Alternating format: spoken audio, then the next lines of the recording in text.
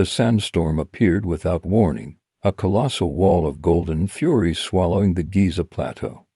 News reports called it an anomaly, a freak of nature. But I knew better. Tucked within a scrambled satellite image was a ghost, an impossible shape that flickered into existence for mere seconds. A fourth pyramid, standing where only deserts should be. My name is Yusuf, and my life as an archaeologist was about to end, and something else was about to begin. It all started with a cryptic message, a digital papyrus scroll sent to my inbox. It spoke of a lost pyramid, one that appears only to those who are called. The sender was anonymous, but the coordinates were real. Against my mentor's advice, I assembled a small, trusted team: Kenji, our tech specialist, and Layla, a brilliant linguist and historian. We set off chasing a phantom in the desert. The coordinates led us to a barren expanse, got nothing. Disappointment settled in like the desert cold.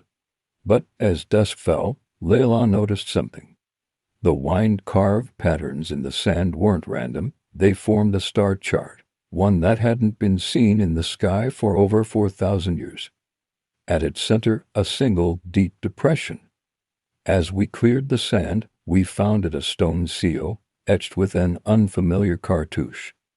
It didn't belong to any known pharaoh. The inscription read, "Here sleeps the king's shadow." Breaking the seal felt like sacrilege, a desecration of something ancient and powerful. A blast of stale, cold air rushed out, extinguishing our lanterns and plunging us into darkness. When we relit them, a steep staircase descended into the earth. There was no turning back. The walls inside were unlike any I'd ever seen. The hieroglyphs were fluid, almost alive, telling a story not of kings and gods, but of a liminal space, a gateway between our world and the duat, the realm of spirits. The guardian of this gateway was a figure known only as the king's shadow, a protector bound to the pyramid. The deeper we went, the more the pyramid resisted. Whispers slithered from the cracks in the stones, speaking our names in voices we recognized, our loved ones long gone. The air grew heavy, thick with the scent of ozone and something ancient, like dried lotus flowers and decay. Kenji's equipment went haywire, his compass spinning wildly. The stone floor beneath our feet shifted, groaning as if in pain.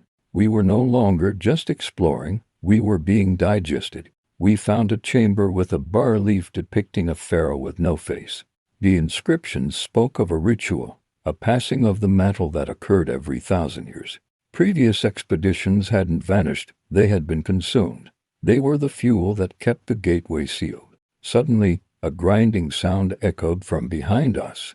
The entrance we came through was gone, replaced by a solid wall of stone. We were trapped. Panic began to set in, a cold dread that was more terrifying than any physical threat. The whispers grew louder, more insistent. Shadowy figures, tall and gaunt, flickered at the edge of our torchlight, their forms distorting the air like heat haze. They weren't ghosts, they were echoes, psychic remnants of those who had failed the trials before us. Layla, her face pale, translated a chilling passage. The pyramid chooses its keeper. The shadow does not rest, it is reborn. The architecture began to defy logic. Hallways stretched into impossible lengths, then folded in on themselves. We entered a passage and found ourselves back where we started, but different. A tool we'd left behind was gone, replaced by a single, withered black lotus on the floor. The pyramid was a living, breathing labyrinth, and it was testing us. We stumbled into the sinking sand chamber, a vast room where the floor was a churning vortex of sand. Carved pillars offered the only path across, each bearing a riddle about the celestial cycles. One wrong answer, and the pillar would crumble. Layla's knowledge of ancient astronomy was our only hope.